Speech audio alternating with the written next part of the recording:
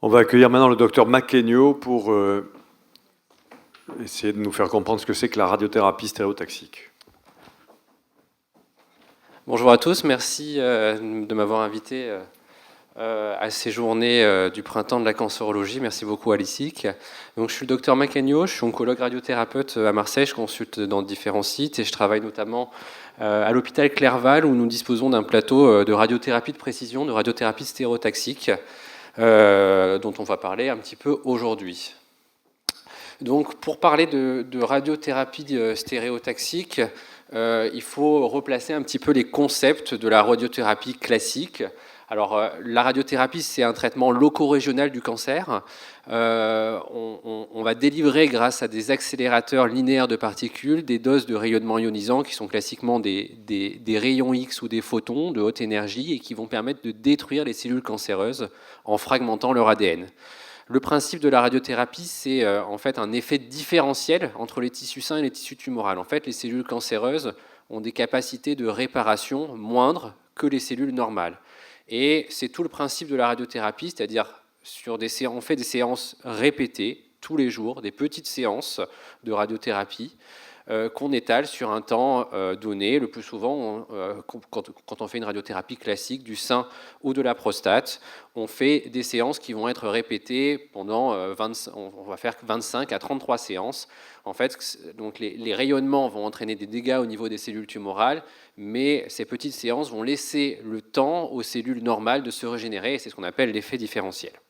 Alors la radiothérapie stéréotaxique, c'est un nouveau concept, ça date de quand même quelques années, vous allez le voir, mais c'est un changement de paradigme complet de la radiothérapie. C'est-à-dire qu'on va délivrer des très grosses doses d'irradiation en très peu de séances, classiquement 1 à 5 séances, avec une extrême précision, avec un contrôle très strict du mouvement et du positionnement du patient, sur des volumes petits, c'est-à-dire qui font classiquement moins de 3 cm, à l'aide d'une multitude de microfaisceaux qui vont converger au centre de la lésion pour concentrer la dose au centre de cette lésion, et ça nécessite un équipement très adapté et très perfectionné. Qu'est-ce que ça veut dire stéréotaxie? Donc la définition de l'adjectif stéréotaxique, ça décrit une procédure au cours duquel une cible est localisée par rapport à un repère de référence traditionnel, par rapport à un repère de référence tridimensionnel connu. Alors là, ce que l'on voit à votre gauche, c'est un cadre de stéréotaxie. C'est ce qu'on utilisait il y a des années. C'est un cadre pour faire de la radiochirurgie de métastases intracrâniennes qu'on fixait sur le crâne du patient par le neurochirurgien pour avoir ce cadre et pour pouvoir localiser la cible. Donc, concernant l'histoire de la radiothérapie stéréotaxique, ça a commencé, c'est la radiothérapie stéréotaxique, ça a commencé par le crâne, par les tumeurs cérébrales, les métastases cérébrales. Et la première radiothérapie stéréotaxique, c'était en 1949, donc ça date d'il y a un petit moment, par l'Arc Lexel en Suède, qui a construit en fait un tube à rayon X qui faisait de rotation autour de la tête du patient et qui permettait d'irradier et de faire converger des multitudes de faisceaux dans une lésion.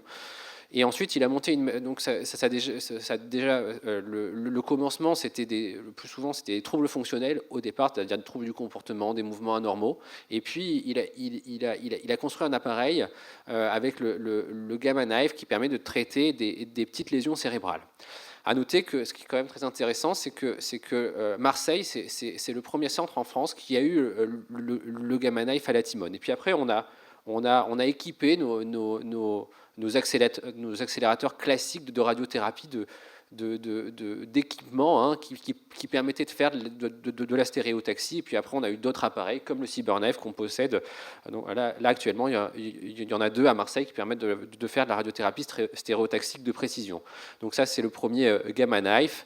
Et puis, donc ça, c'est un Gamma Knife également. Et puis ça, c'est des accélérateurs classiques de radiothérapie qu'on a équipés pour faire de la radiothérapie stéréotaxique. Et maintenant, ça, c'est des modèles qui sont très perfectionnés de CyberKnife qu'on a à Marseille.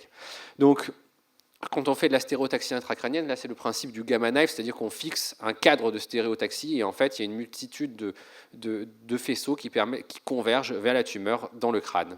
Et donc ça a été, on l'utilise à la fois pour traiter des pathologies qui sont non cancéreuses comme des malformations artério-veineuses, et ça c'est les neurochirurgiens qui s'occupent du Gamma Knife, ou des métastases cérébrales. On dispose d'autres appareils pour faire de la stéréotaxie intracrânienne, comme le CyberKnife. Le CyberKnife, c'est un robot intelligent qui n'a pas besoin de ce cadre de fixation, en fait, qui n'a pas besoin de procédure invasive qui est fixée par le neurochirurgien. En fait, il a un bras articulé qui va tourner autour du patient et qui va prendre de multiples points de position dans l'espace, qu'on appelle nœuds, selon un trajet qu'on a préétabli, et qui est systématiquement suivi dans le traitement. Et en fait, on a de multitudes de directions et de nœuds possibles pour concentrer la dose sur une lésion, sur une petite lésion, et pour pouvoir avoir la meilleure efficacité possible avec une précision extrêmement précise de l'ordre du millimètre. Pourquoi on traite les métastases cérébrales par de la radiothérapie stéréotaxique? Les métastases cérébrales, ce sont des lésions, ce sont des métastases extrêmement fréquentes dans les cancers, principalement dans les cancers du poumon, du sein, du mélanome, mais aussi du côlon et du rein. On sait qu'il vaut mieux différencier le crâne du reste du corps parce qu'il y a une barrière hémato-encéphalique et les métastases cérébrales peuvent donner rapidement des symptômes. Et donc, en complément du traitement médicamenteux systémique, de tous les traitements médicamenteux systémiques, comme vous l'a dit Maxime, il faut aussi, le plus souvent, ajouter une thérapeutique localisée sur ce type de lésion, puisque on sait que certaines thérapeutiques peuvent moins bien passer la barrière, ce qu'on appelle la barrière hémato-encéphalique, et si on laisse évoluer des métastases cérébrales, ce sont des métastases, le cerveau c'est un organe clos, et donc dès que la lésion augmente en taille, il peut y avoir des symptômes, et des symptômes qui peuvent être potentiellement des lésions qui peuvent être fatales. La radiothérapie stéréotaxique nécessite une équipe pluridisciplinaire. Toutes les décisions, notamment dans le crâne, nécessitent une prise en charge qui est complexe, qui est coordonnée par plusieurs corps de métiers médicaux, des neurochirurgiens, des radiologues, des radiothérapeutes, des oncologues. Et donc, pour certaines métastases cérébrales, les plus grosses métastases cérébrales, lorsqu'elles sont symptomatiques, on décide d'une chirurgie. Dans certains cas, on décide de la radiothérapie, mais tout doit se discuter en amont.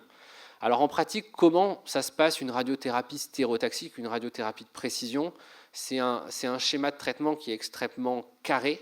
Et c'est ce que moi j'ai choisi de vous présenter un petit peu ce que l'on fait dans notre centre, c'est-à-dire ce qui est le plus souvent fait dans les centres qui font de la radiothérapie stéréotaxique. On a un patient, par exemple, qui a un cancer du poumon et qui a des lésions cérébrales. Là, en l'occurrence, il en avait 4 lésions qui étaient de l'ordre du centimètre, qui n'étaient pas symptomatiques. On a fait le diagnostic du cancer du poumon, on a fait toutes les imageries, on sait que le patient a un cancer du poumon qui a des métastases cérébrales. On discute, la première chose c'est de discuter en réunion du meilleur traitement qu'on peut lui proposer. Et on a des réunions qui sont dédiées aux métastases cérébrales, c'est-à-dire des réunions spécifiques pour prendre en charge les métastases cérébrales, où on discute avec les radiologues, les radiothérapeutes, les oncologues, de la meilleure stratégie à avoir. Si on décide de faire un traitement de type radiothérapie stéréotaxique au niveau cérébral, c'est un peu une course contre la montre, c'est-à-dire qu'il va falloir, vous avez compris, rapidement traiter et mettre en œuvre ce traitement le plus rapidement, dans des délais les plus acceptables pour ensuite commencer un traitement général. Des fois, on le fait en même temps. Et donc, comment on fait un traitement de radiothérapie? Le patient vient en une journée, on a posé l'indication, et en une journée, il a une IRM cérébrale particulière, parce qu'on a une IRM avec des coupes millimétriques qui nous permet de repérer précisément l'ensemble des lésions. Ensuite, le médecin, on va faire un masque, comme on le voit sur l'écran, c'est un masque qui immobilise la tête du patient, c'est un traitement extrêmement précis, donc on a besoin d'une contention et d'une immobilisation stricte dans la même journée. Et dans la même journée, le médecin va, à l'aide de cette IRM et d'un scanner que l'on va faire, va pouvoir cibler et contourer, ou déliner les différentes lésions que l'on veut irradier avec précision et déliner à proximité également les organes à risque que l'on veut épargner. C'est tout le principe de la radiothérapie, c'est-à-dire délivrer la bonne dose au bon endroit, mais aussi épargner les organes qui sont aux alentours. Et donc en une journée, au maximum 48 heures, on arrive à faire un plan de traitement. Donc l'image qui est au bout, c'est un plan de traitement de radiothérapie où on voit, c'est une équipe, ça nécessite une collaboration de plusieurs corps de métier, comme je vous ai dit, une équipe de physique qui va nous préparer le traitement et qui va aller délivrer la dose là où on l'a demandé pour pouvoir cibler de façon extrêmement précise. Donc ensuite, le but c'est d'être traité rapidement, puisqu'on sait que ce type de lésions peuvent évoluer rapidement et changer de forme, grossir en taille. Donc nous, dans notre procédure, on fait le scanner et dans les 5 jours, on traite. parce que sinon, on risque de ne pas traiter toute la lésion. Donc, c'est véritablement un enjeu, c'est cette équipe donc, qui est mobilisée pour que le patient puisse avoir le meilleur traitement dans le bon délai. Les séances, en gros, c'est 1 à 3 séances par lésion, et les séances peuvent durer de 20 à des fois presque 2 heures. Donc c'est des traitements qui prennent du temps, où il faut rassurer le patient et toute l'importance de l'équipe qui est autour, parce que c'est quand même un masque à tenir, c'est souvent, ça peut être traumatisant. Et le traitement dure entre 1 et 3 jours en fonction du nombre de séances. Donc voilà un CyberKnife. Donc ça, on le fait. Donc en pratique, si c'est des petites lésions, on n'a pas trop d'effets secondaires. C'est-à-dire que pour des lésions qui font de l'ordre du centimètre, on a rarement des effets secondaires, surtout si elles ne sont pas trop à côté d'organes à risque critique. On peut y avoir sur des plus grosses lésions qui ont l'œdème qui dépasse les 3-4 cm, on peut avoir des effets secondaires qui se manifesteraient principalement par de l'œdème et donc des signes neurologiques ou ce qu'on appelle de la radionécrose, c'est-à-dire des cicatrices qui peuvent donner des signes neurologiques. C'est une technique quand même qui est à risque, qu'il faut maîtriser. Si on la maîtrise, on a des bons taux de contrôle, c'est-à-dire que sur les métastases que l'on traite, on a des taux de contrôle de l'ordre de 80 à 90%. Donc, un des messages clés, c'est l'expérience du centre et une équipe entraînée. Jusqu'où on peut aller? On peut faire beaucoup de choses avec la radiothérapie stéréotaxique intracrânienne. Ça, c'est des traitements qu'on a traités où il peut 12 lésions en même temps, où on épargne.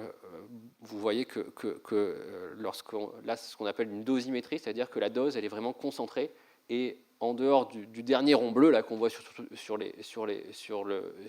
cette IRM, il n'y a plus de dose, donc tout ce qui est aux alentours est épargné. Et donc on peut traiter de multitudes de petites lésions. Et là, c'est un patient qui a reçu déjà 9 irradiations. C'est des patients qui peuvent évoluer qu'au niveau cérébral et leur tumeur elle est parfaitement contrôlée. Donc l'enjeu il est quand même majeur. On peut répéter ce traitement parce qu'on épargne quand même beaucoup de parenchyme cérébral. Les lésions, on peut faire de la radiothérapie stéréotaxique avec des lésions proches des autres, parce que vous avez vu que des gradients de dose sont quand même très importants, et des lésions qui sont situées dans des organes critiques, comme le tronc cérébral, on peut traiter. Donc ça, c'est la radiothérapie stéréotaxique intracrânienne, c'était le commencement, la base. Et puis, on a étendu la radiothérapie stéréotaxique aux autres organes. On peut faire de la radiothérapie de précision, de radiothérapie stéréotaxique sur d'autres métastases. La colonne vertébrale, les métastases du poumon, les métastases du foie ou des ganglions, soit par le CyberKnife, qui est un appareil dédié à faire de la radiothérapie stéréotaxique, soit par des accélérateurs qu'on a équipés de modules qui permettent d'avoir ce qu'on appelle des multilabs, qui permettent de collimater les faisceaux de façon extrêmement précise, et des moyens de contention pour vraiment immobiliser le patient pour avoir une radiothérapie de précision. Donc on peut le faire, il y a de multiples types d'appareils de radiothérapie qui peuvent le faire. Certains appareils sont plus perfectionnés pour traiter certains types de lésions. Ça, en gros, c'est un diagramme qui représente à peu près tout ce que l'on traite, tout ce que l'on a traité, notre centre, en termes de radiothérapie stéréotaxique. En gros, la radiothérapie stéréotaxique, comme je vous l'ai dit, ça intéresse surtout les métastases cérébrales, c'est plus de 50% de l'activité. On traite 1500, dans notre centre, on a 1500 traitements de radiothérapie stéréotaxique par an, et donc la majorité, c'est des métastases cérébrales, mais on traite également des glandes surrénales, des poumons, des prostates, etc. On peut traiter beaucoup de choses avec de la radiothérapie stéréotaxique. Alors, vous allez me dire, pourquoi une maladie diffuse, on traite des métastases, pourquoi une maladie diffuse, on la traite par des traitements localisés? Il y a eu un changement de paradigme, c'est-à-dire qu'il faut bien sélectionner les indications de radiothérapie stéréotaxique. On a parlé du cerveau, mais pour les autres organes, ce sont des maladies un petit peu particulières et ça nécessite beaucoup de discussions. On ne va pas traiter toutes les maladies qui sont diffuses ou métastatiques avec de la radiothérapie stéréotaxique. Ça nécessite des discussions en amont. On traite généralement des maladies qui sont limitées en termes de nombre et de sites de métastases, classiquement inférieurs à 5. On sait que ce sont des maladies d'évolution lente, et en traitant chaque site de manière individuelle, on peut prétendre à de plus longues survies ou de plus longues réponses. Et donc ça, c'est un nouveau paradigme qui a émergé depuis quelques années, où on a tendance à faire un peu plus de radiothérapie stéréotaxique. Il faut qu'on attende encore des années pour avoir le résultat de décès, mais on a quand même des informations qui nous disent que lorsque les maladies sont limitées en termes de métastases, on obtient quand même de bonnes réponses à traiter les sites qui sont résistants ou les sites qui persistent. Et surtout, avec l'avènement des nouvelles thérapeutiques, comme vous l'a dit le docteur Souclé, on a de meilleures réponses au traitement. Et donc, des fois, on est amené à traiter les cibles résiduelles pour pouvoir peut-être des fois interrompre les traitements qui sont longs, qui sont qui ont des effets secondaires, et des fois de proposer des traitements locaux, ça permet de faire des pauses dans les traitements.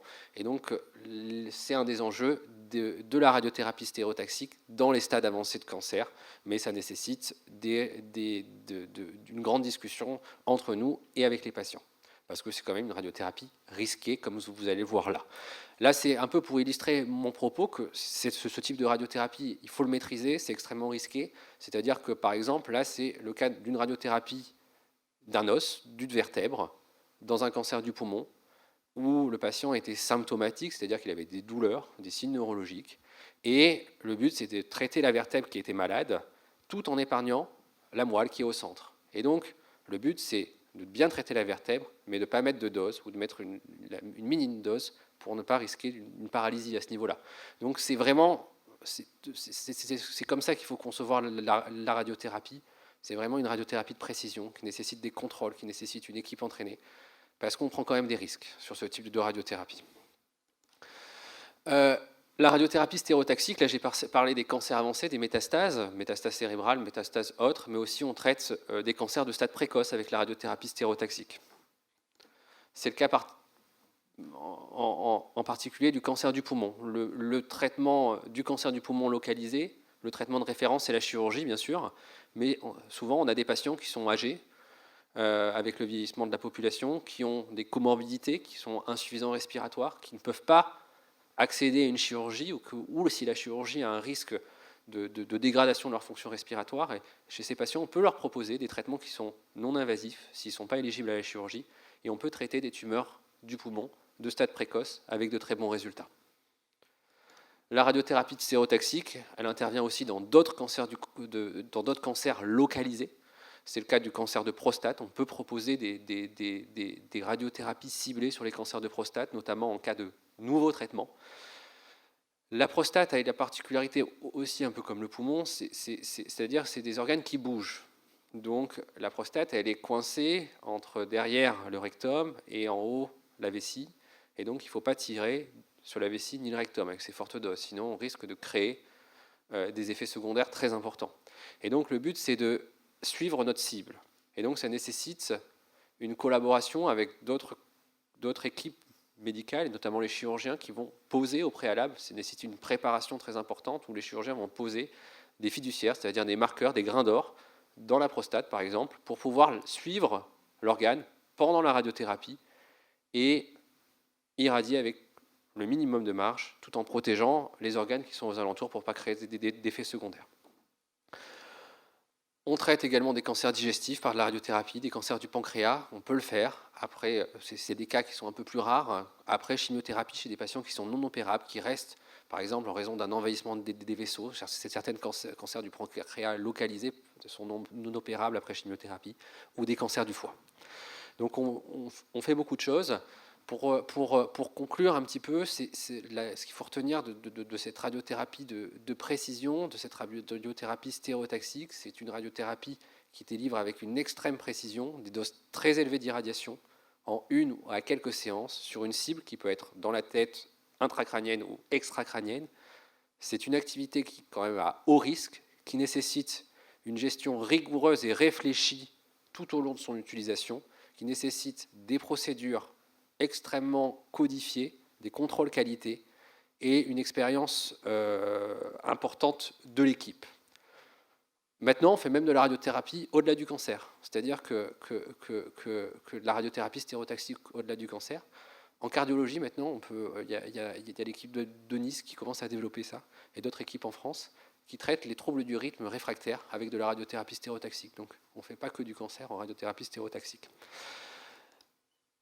Merci beaucoup. Je voulais remercier également l'équipe avec laquelle je travaille et également toutes les équipes de physique, parce que vous avez vu que ça fait intervenir beaucoup de personnes dans la prise en charge de ces patients et une grosse procédure. Et donc, on a des physiciens qui travaillent avec nous, des manipulateurs et de la coordination pour arriver à faire ces traitements dans les meilleures conditions. Et donc, merci à toute l'équipe avec qui je travaille. Merci. Alors, est-ce qu'il y a des questions dans la salle pour ce changement de paradigme de la radiothérapie, madame.